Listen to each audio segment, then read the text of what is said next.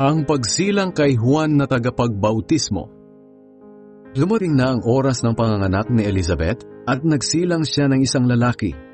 Nabalitaan ng mga kapitbahay at mga kamag-anak niya kung paano siya pinagpala ng Panginoon at nakigalak sila sa kanya.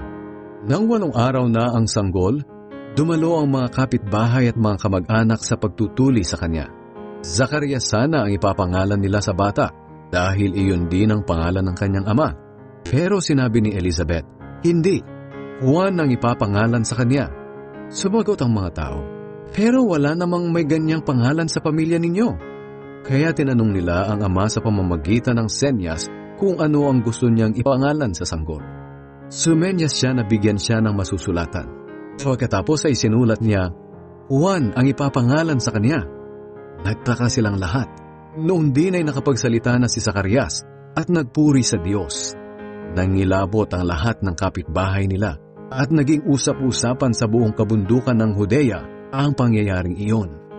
Ang lahat ng nakabalita ay nag-isip at nagtanong, magiging ano kaya ang batang ito kapag lumaki na siya? Sapagkat malinaw na sumasa kanya ang Panginoon.